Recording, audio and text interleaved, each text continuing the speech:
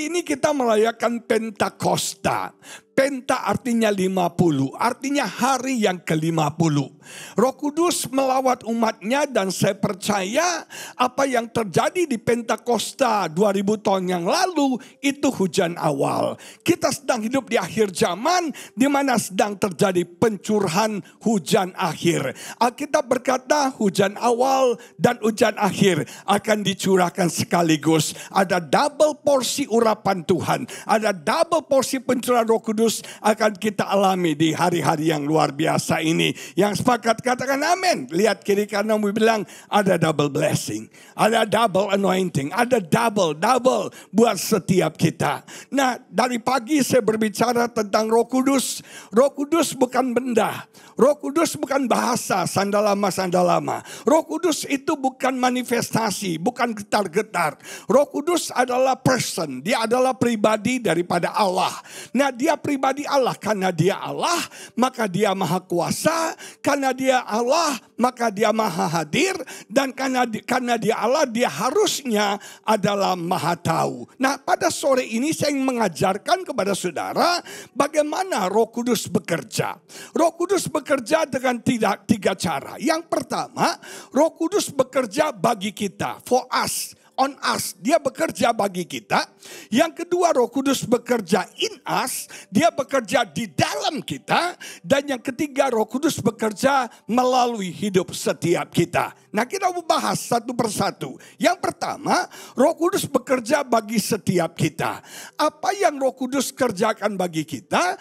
Alkitab berkata, He strengthen us. Dia menguatkan setiap kita. Mari kita baca dari Efesus 3:16 yang menulis demikian. Aku berdoa, kata Paulus, supaya ia, Tuhan, menurut kekayaan kemuliaannya menguatkan, to strengthen you, dan meneguhkan kamu oleh rohnya di dalam batinmu. Dalam terjemahan The Amplified Bible dikatakan begini, semoga Tuhan menjamin dengan kekayaan kemuliaannya to be strengthened and spiritually energized with power through His Spirit in your inner self. Saudara sekalian, Roh Kudus bekerja menguatkan manusia batiniah kita. Roh Kudus bekerja menguatkan manusia inside kita. Ini penting sekali saudara. Banyak orang fokus hanya membangun manusia luarnya. Gak salah fitness, gak salah gym, gak salah saudara punya bodybuilding, gak salah. Tapi yang lebih penting bukan fisik yang kuat, tapi yang lebih penting adalah saudara inner man kita yang kuat. Karena saudara tahu sekarang masalah bertambah berat, kesulitan semakin tidak mudah, tantangan yang kita hadapi semakin berat. Kita gak bisa hadapi masalah dengan kekuatan fisik kita. Kita gak bisa hadapi masalah dengan kekuatan jasmani kita. Kita hanya bisa kuat dan bertahan kalau manusia batinia kita dikuatkan. Dan saya merasa hari-hari ini kita butuh punya manusia batin yang kuat. Yang sepakat katakan amin. Hari-hari ini kita harus kuat. Hari-hari ini kita harus kuat. Saya belajar Roh Kudus menguatkan kita to endure trouble. Untuk kita bisa menghadapi setiap masalah, setiap tantangan yang terjadi dalam hidup kita. Jemaat yang diberkati Tuhan, yang namanya masalah bisa datang kapan saja, di mana saja, kepada siapa saja. Dia nggak pilih bulu. Kalau kita bicara jujur, yang namanya kita manusia hidup pastilah punya masalah. Anda mau tahu orang punya masalah? Lihat orang kiri kananmu. Ini muka-muka orang punya masalah, saudara. Semua kita punya masalah. Masalah kita berbeda-beda. Dan selalu masalah datang, kita nggak pernah duga, kita nggak pernah kira, kita nggak pernah sangka. Saya belajar gini, masalah selalu datang di tengah. Betul saudara? Di tengah. Masalah datang di tengah. Alkitab berkata, Yesus lagi berlayar bersama murid-muridnya di Danau Genesaret. Alkitab berkata, di tengah danau. Selalu in the midst itu masalah datang. Masalah dalam pernikahan datangnya bukan di awal pernikahan. Datangnya di tengah pernikahan. Waktu di awal pernikahan, lagi honeymoon, lagunya I can't stop loving you. Lagi awal, masih honeymoon. sudah di tengah pernikahan, lagunya apa? Please release me, let me go. Saudara diberkati. Krisis terjadi di tengah. Saya satu hari, istri saya ke salon, saya duduk di sebuah restoran. Di sebelah saya duduk sepasang anak muda, ada pada depan. Mereka bicara, ngobrol, ketawa-ketawa. Itu ada handphone di meja mereka berdering. Itu gak dipedulikan, gak diangkat. Mereka asik ngobrol. Jadi saya tertarik lihatnya. Saya tanya, Dek, baru married ya? Belum om, lagi persiapan married. Pantes, pandang-pandangan, ketawa-ketawa, handphone gak diladeni, saudara. Beberapa minggu kemudian saya makan di PIK, saya gak kenal sepasang suami istri, duduk di sebelah saya. Duduk sebelah saya dari awal mereka masuk, sampai makanan datang, mereka sama sekali gak ngobrol. Sama sekali gak ngobrol, saudara. Suaminya lihat handphone, istrinya lihat handphone. Saya intip, suaminya nonton TikTok, saudara. Nah, berarti meritnya sudah lebih dari 20 tahun, saudara. Krisis terjadi di pertengahan, betul gak? Krisis terjadi di tengah-tengah, makanya kita mengenal yang namanya midlife crisis. Krisis paruh baya. Ketika paruh baya mulai timbul penyakit. Saya waktu muda ceritanya parfum apa yang harum. Sekarang udah umur begini, obat apa yang bagus? Obat gosok. Di kamar kami, nih jangan sampai ketahuan orang ya. Ini buat saudara aja ya. Di kamar kami ada satu meja kecil di samping istri saya. Dan isinya semua minyak gosok, saudara. Dari seluruh dunia ada di situ. Nah, coba diberkati Tuhan. Ketika kita di tengah, masalah selalu datang. Ketika kita di tengah, apapun juga dalam kehidupanmu, masalah muncul. Kita gak pernah doa minta masalah. Kita gak pernah, saudara sekalian, tantang masalah datang. Masalah datang tiba-tiba, sekonyong-konyong, kita gak pernah duga, kita gak pernah sangka. Tapi apapun masalahmu, apapun pergumulanmu, ada Roh Kudus memberikan kita kekuatan, memberikan kita kesanggupan untuk kita bisa bertahan dan kita menang. Nama Tuhan dipermuliakan, amin. Dulu saudara sekalian, kalau ada masalah saya ngomel. Dulu kalau ada masalah saya komplain. Dulu kalau ada masalah saya mengeluh. Dulu kalau ada masalah saya kepahitan. Respon saya salah. Tapi sekarang saya belajar. Ketika ada masalah saya dimampukan untuk bisa bersukacita. Karena saya tahu sukacita yang dari Tuhan itu sumber kekuatan saya. Saudara, yang bisa membuat kita bersukacita in the midst of storm. Yang bisa membuat kita bersukacita di tengah-tengah badai yang kita alami. Karena ada Roh Kudus di dalam hidup setiap kita. Yang memberikan kesanggupan kita bisa bersukacita. Yang sepakat katakan amin. Saya bulan November kemarin berobat ke Singapura. Saya ada pelayanan sekalian berobat ke Singapura. Tadinya kita berobat itu kita datang tuh pahe ke Singapura. Paket hemat. Artinya kita nggak shopping, kita nggak makan restoran. Kita sepakat suami istri, kita makan di food court. Kita mau ngopi-ngopi aja di Singapura. Paket hemat. Nah, kita berangkat ke dokter, ketemu dokter setelah pelayanan. Istri saya bilang gini, sayang, saya cuma bawa untuk ketemu dokter 300 Singapura dolar. Jadi kalau dokter kasih obat, jawabannya no. Kalau dokter suruh periksa darah, no. Kalau dokter suruh USG, no. Akhirnya dengan modal 300 Singapura dolar, kami ketemu dokter. Ketika dokter lihat hasil darah saya yang saya bawa dari Indonesia, dokter bilang, Pak, saya kurang sepakat dengan hasil darah dari Indonesia. Kayaknya ini salah, kayaknya salah periksa. Boleh nggak Pak, kita cek ulang lagi darah Bapak. Kami ke dihipnotis saudara, yes. Terus dokter bilang, kita sekalian USG Pak ya, yes. Terus dokter bilang, kayaknya prostat Bapak nggak bagus nih. Kita cek lebih lanjut prostat ya, yes. Kita akhirnya bayar 1.700 Singapura dolar. Pada uang yang dibawa cuma 300. Saya mulai pucat-pucat pasti saudara. Tapi saya masih tenang, ada kartu kredit. Digesek kartu kredit saya, decline. Ditolak saudara. mulai pucat pasi, mulai menggigil. Istri saya keluarin kartu kreditnya, digesek lagi, decline lagi, ditolak lagi. Kami menggigil dua-dua di depan counter. Gimana cara bayar 1.700 ini? Nah akhirnya singkat cerita, ada teman pendeta istrinya kerja di Glen Eagles di Singapura. Kita minta pinjam kartu kreditnya, gesek 1.700, akhirnya bisa terbayar, saya utang sama dia. Singkat cerita, dokter katakan dari hasil pemeriksaan darah saya, prostat saya nggak bagus. Prostat saya nggak bagus. Prostat saya membesar, membengkak. Dan kemudian saudara, ternyata PSA-nya tinggi, cukup tinggi. Dan dikatakan ada kemungkinan kanker dan tumor di prostat saya. Karena bengkak, ada nodulnya, ada kanker dan tumor. Jadi dokter suruh periksa lebih lanjut di MRI ke urolog saudara. Nah saya pikir urolog di Singapura kan mehong-mehong ya. Nah lebih baik saya ke Penang. Kebetulan saya ada pelayanan di Penang beberapa minggu kemudian. Jadi saya berangkat ke Penang pelayanan sekalian cek prostat saya. Ketika ketemu dokter di Penang, dokternya baik, dia orang Kristen. Dia tahu saya pendeta. Dia bilang, Pak, gak usah risau, gak usah khawatir, gak usah cemas. Kemungkinan kanker 45%. Berarti kemungkinan tidak kanker berapa anak-anak? 55, pinter sudah ya.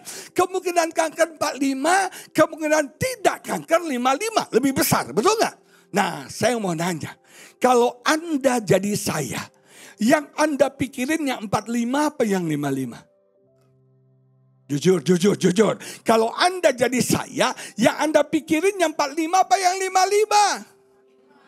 Yang 55 angkat tangan. Yang 45 angkat tangan. Yang masa bodoh angkat tangan. Nah sudah diberkati. Misalnya nih ya, ada 1.000 orang bilang gini, kamu tuh cantik. Kamu tuh ganteng. 1.000 orang bilang kamu ganteng, kamu cantik. Tiba-tiba ada satu nenek ompong bilang jelek kali lu. Satu orang. Yang Anda pikirin yang 1.000 apa yang satu? Yang benar. Yang satu kita pikirin. Yang bilang kita jelek itu yang kita pikirin. Betul gak saudara? Jujur sebagai manusia. Yang saya pikirkan bukan yang 55. Tapi yang 45. Saya bilang Tuhan, masa saya kanker lagi sih? Baru Januari 2024 saya divonis kanker usus. Masa November kanker prostat lagi. Kok demen banget kanker sama gua ya? Kok nempel terus sama gua? Jujur di situ saya down. Saya bilang Tuhan, saya gak siap. Kalau ini kanker lagi, saya gak kuat. Saya gak siap. Saya gak sanggup. Tolong saya. Tak tahu gimana saudara. Saya bisa tenang. Saya bisa bersyukur. Kita akhirnya sepakat untuk diundur pemeriksaannya. Karena jujur, kalau faktanya kanker saya gak siap. Jadi kita undur Januari 2025. Nah saya berharap Tuhan sembuhkan saya. Saya berharap dong. Tapi ternyata apa yang terjadi? Di awal Desember, maaf ya, di bagian ini saya sakit. Sakit, ngilu, perih, sakit. Langsung pikirannya apa? Kanker ini. Tapi saya belajar, Tuhan beri saya kekuatan. Apapun keadaan ini, sesulit apapun, saya mau mengucap syukur. Karena saya tahu rencana Tuhan yang terbaik dalam hidup saya. Saya berserah hanya kepada Tuhan. Saya belajar bersyukur. Kami suami istri belajar bersyukur. Dan luar biasa, Januari kita cek ke Penang, prostat saya mengecil, PSA-nya turun dan tidak kanker. Nama Tuhan dipermuliakan. Saya belajar, setiap kita gak luput dari pergumulan. Setiap kita gak luput dari masalah. Betul saudara? Nah saya kasih tip buat saudara. Ketika kau sedang dalam tekanan. Ketika kau sedang alami badai. Belajar dari Yesus. Ada 2 S yang Yesus lakukan. Yang pertama sleep. Apa? Sleep. Alkitab berkata di tengah badai Yesus tidur. Ini damai sejahtera yang luar biasa. Amin. Damai sejahtera itu diuji ketika kita ada dalam badai. Ketika kita ada dalam masalah. Anda punya perfect peace gak dalam hidup Anda? Anda punya damai yang sempurna, sejati gak dalam hidup Anda? Kalau ada damai sejahtera di dalam kita, keadaan di sekitar kita tidak menentukannya. Amin saudara. Nah Yesus mengajarkan saya untuk saya tenang aja.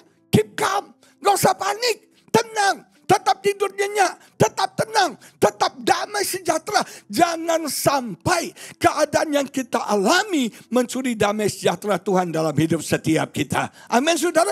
Jangan sampai krisis membuat kita nggak tenang. Jangan sampai masalah kita membuat kita nggak bisa tidur nyenyak. Belajar tetap tenang dan tidur. Sleep. Yang kedua apa? Yesus bangun. Apa yang Yesus lakukan? Dia berbicara kepada badai itu. Saya ajarin saudara ya. Kalau Anda punya masalah, jangan bicara tentang masalahmu. Stop kepo tentang masalahmu. Kita nih kadang-kadang terlalu kepo bicara masalah. Ci, lu tau gak masalah gua Ci? Laki gua Ci gitu. Tambah kau bicara tentang masalah. Masalahmu tambah besar. Masalahmu tambah rumit saudara. Jangan bicara tentang masalahmu. Amin saudara. Berbicara kepada masalahmu with authority. Speak to your problem with full authority. Yesus katakan kepada badai. Dia gak bilang, bro, badai yang gue alami kencang banget loh bro. Kapal kami bisa tenggelam loh bro. Lu tau gak bro, kita udah mau mati loh bro. Dia gak bicara about the problem. But he speak to the problem. Dia berbicara kepada badai. Dia bilang tenanglah. Seketika itu juga badai itu tenang. Amin. Setiap kita bisa punya masalah. Roh Kudus berikan kita otoritas. Roh Kudus berikan kita kuasa untuk kita berbicara kepada masalah kita. Kepada kekalahan katakan, aku menang. Kepada kegagalan katakan, aku sukses. Kepada kemiskinan katakan, aku kaya. Kepada kelemahan katakan, aku kuat. Kepada kematian katakan, hidup dan kebangkitan. Amin saudara. Speak with full power and authority. Saya bersyukur ada Roh Kudus yang memberikan kekuatan kepada kita untuk kita bisa bertahan dalam keadaan sesulit apapun. Saya diberkati dengan kata endure. Kata endure itu ketekunan. Artinya to remain under. Tetap bertahan di bawah tekanan. Tetap bertahan di bawah kesulitan. Tahu gak saudara? Roh Kudus membuat kita kuat. Roh Kudus membuat kita jadi orang Kristen yang tahan banting. Kok gak ada amin ya? Roh Kudus membuat kita jadi orang Kristen yang tahan banting. Gimana saya tahu Anda tahan banting? Gimana saya tahu Anda tahan banting? Harus dibanting, betul saudara. Kita harus jadi orang Kristen yang tahan uji. Yang dalam bahasa Inggris dibilang unshakable, unmovable, unbendable. Kita harus jadi orang yang tidak tergoyahkan, tidak tergoncangkan, tidak terpatahkan oleh keadaan apapun yang kita alami dalam hidup kita. Bagi saya orang Kristen yang tahan banting adalah orang Kristen yang bisa knock down. Masalah datang, masalah menghantam kita, kita bisa down. Kita bisa knock down. Tapi Paulus katakan, tapi tidak knock out, tapi tidak KO. Saudara, masalah bisa membuat kita down. Persoalan bisa membuat kita down. Tapi kita bangkit lagi.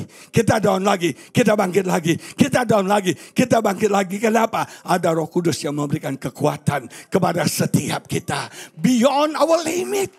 Seringkali kau bilang gini, Bapak Pendeta, saya udah gak kuat lagi. Saya udah gak sanggup lagi. Saya gak mampu lagi. Itu engkau sebagai manusia sudah gak mampu, sudah gak sanggup. Tapi ada Roh Kudus yang akan menolong, memberikan kekuatan melampaui kekuatanmu.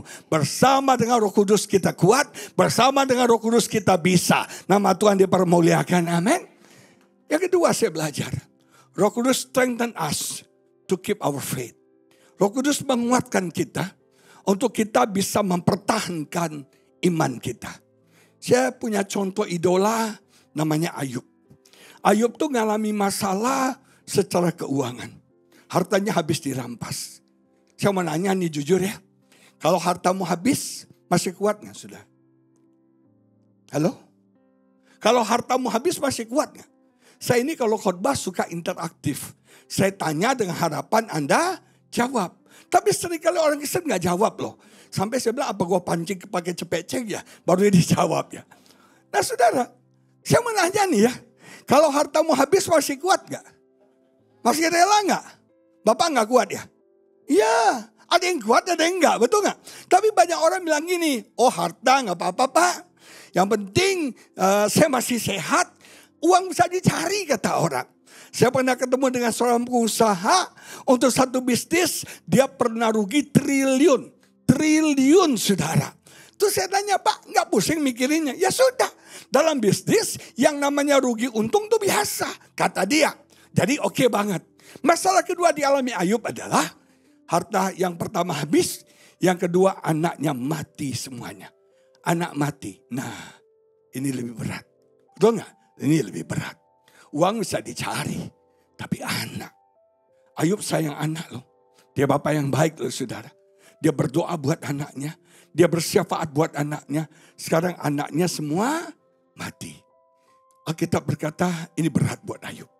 Dia berkabung, dia berduka, dia menangis, dia menjerit sama Tuhan. Ya, hatinya hancur, anak mati.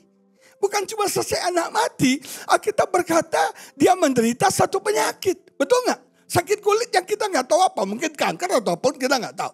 Nah saudara, bukan cuma itu, di tengah-tengah masalah bertubi-tubi yang dia alami, seharusnya istri dia menguatkan dia. Seharusnya istri dia mendoakan dia. Seharusnya istrinya support dia seperti istri saya. I love you baby, I love you. Sudah diberkati. Nah ini malah istrinya menyuruh dia mengutuk Tuhan. Dan kemudian istrinya meninggalkan dia. Habis semuanya hidup Ayub. Di end semua hidup Ayub. Tahu gak saudara? Apa target iblis mencobai Ayub? Ada yang tahu gak? Apa target iblis mencobai Ayub? Tolong jawab. Hah? Supaya apa? Supaya Ayub menyangkal Tuhan. Supaya imannya kandas. Ingat ya, iblis tidak tertarik dengan kekayaanmu. Iblis gak tertarik dengan anak-anakmu. Iblis gak tertarik dengan kesehatanmu. Iblis gak tertarik dengan istrimu. Iblis tertarik imanmu kandas saudara. Apapun cara dia lakukan supaya engkau menyangkal Tuhan dan imanmu kandas. Tapi iblis salah sasaran. Yang imannya kandas bukan Ayub. Tapi siapa? Istrinya. Tapi Ayub malah berkata, terpujilah nama Tuhan. Saya rindu Jemaat Impact Community Center. Tantangan kau alami, kesulitan kau alami. Kau bisa berkata, terpujilah nama Tuhan. Itu iman yang luar biasa. Amin saudara. Dan saya kasih tip buat saudara. Ketika kau dalam beban berat, ketika kau dalam masalah, apa yang harus kau lakukan? Magnify the Lord. Kata magnify itu besarkan. Besarkan Tuhan. Ketika kau membesarkan Tuhan dalam masalahmu, Tuhan makin besar, masalahmu makin kecil. Ketika kau membesarkan Tuhan, Tuhan makin besar, makin besar, makin besar, masalahmu makin kecil.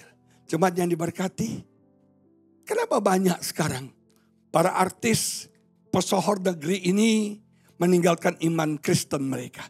Mereka berpindah agama, tinggalkan kekristenan. Bagi saya itu wajar. Itu hak setiap orang untuk percaya siapa itu hak dia. Tapi saya belajar gini. Yesus sudah nubuatkan bahwa pada hari-hari terakhir banyak orang murtad. Banyak orang tinggalkan Tuhan.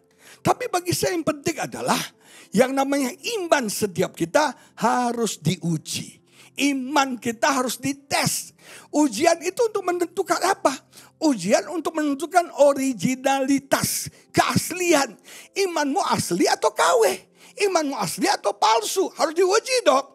Nah sudah diberkati Tuhan. Bicara percaya Yesus. Semua orang bisa bilang percaya Yesus. Bahkan Alkitab bilang setan pun percaya Yesus saudara. Tuh gak? Setan pun percaya Yesus. Nah percaya kita harus diuji. Seringkali goncangan terjadi. Masalah kita alami untuk menguji iman kita. Tapi Ayub imannya tidak tergoyahkan. Dia malah berkata, terpujilah nama Tuhan. Itu kualitas yang saya harapkan ada di gereja ini. Nama Tuhan dipermuliakan, amin. Sadrak, Mesak, Abednego dibuang ke perapian. Dia bilang gini, aduh kami gak takut. Sekalipun Tuhan tidak menolong kami tetap percaya kepada Tuhan. Jangan jadi orang Kristen yang manipulatif. Jadikan agama untuk memanipulasi Tuhan bekerja dalam hidup kita. Saya mau beritahu saudara, Tuhan bukan jin Aladin yang Anda gosok lampunya tiba-tiba ho ho ho ho ho. Ho ho ho, anakku, apa yang kamu inginkan? Sebutkan 3 permintaanmu. Tuhan bukan jin Aladin. Yang kita bisa atur, dia Tuhan. Bukan kita yang atur dia yang atur kita. Bukan kita yang menentukan dia yang menentukan kita. Dan itu iman yang kita mau katakan, Tuhan, sekalipun aku belum diberkati, sekalipun aku belum dapat jodoh, sekalipun pintu belum terbuka bagiku, aku akan tetap percaya kepada Tuhan. Imanku tidak akan tergoyahkan. Makanya saya belajar, we must fight for a good fight. Kita harus bertarung untuk mempertahankan iman kita. Kita harus berjuang untuk mempertahankan iman setiap kita. Kata memperjuangkan itu artinya, bertahan itu artinya Anda mengepalnya. Seperti saya memegang satu barang yang berharga, saya kepal supaya nggak ada yang bisa ambil. Pak Petrus nggak bisa ambil, Pak Teddy nggak bisa ambil, Pak Jojo nggak bisa ambil, Bu Henny nggak bisa ambil. Saya pegang karena ini berharga buat saya. Saya nggak bisa hidup tanpa ini. Kita harus berjuang mempertahankan iman kita. Tidak ada satupun yang bisa mencuri dan mengambil iman setiap kita. Yang sepakat katakan amin. God strengthen us. Yang ketiga saya belajar, Roh Kudus strengthen us to resist temptation. Roh Kudus memberikan kita kekuatan untuk kita menolak yang namanya godaan. Godaan itu datang dari iblis. Iblis itu pencuri. Kata pencuri itu artinya maling. Memang takdirnya iblis adalah pencuri. Dia ingin mencuri damai sejahteramu. Dia ingin mencuri sukacitamu. Dia ingin mencuri keharmonisan dalam rumah tanggamu. Dia ingin mencuri apapun yang Tuhan berikan dalam hidup kita. Dia mencobai kita, dia menggoda kita. Dan saya belajar, dalam kitab Yakobus Anda belajar ya. Kita manusia jatuh dalam dosa, itu gak tiba-tiba. Ada prosesnya. Proses yang pertama dicobai. Proses yang kedua diseret. Proses yang ketiga dipikat. Proses yang keempat yang pertama dicobai, yang kedua dipikat, yang ketiga diseret, dan akhirnya kita jatuh dalam dosa. Seperti saudara, kita mau tangkap tikus nih, kita pakai umpan, kita pakai perangkap, kita pakai umpan. Tikusnya cium, ada burger King nih, enak banget nih. Dagingnya Wagyu ini, dagingnya Angus steak nih, betul gak? Dia mulai tergoda. Akhirnya dia terbayang itu stick, dia akhirnya melangkah. Dia diseret, dia masuk dalam perangkap dan mati. Saudara diberkati, itu prosesnya. Yang jadi pertanyaan, tahu gak Anda apa umpannya?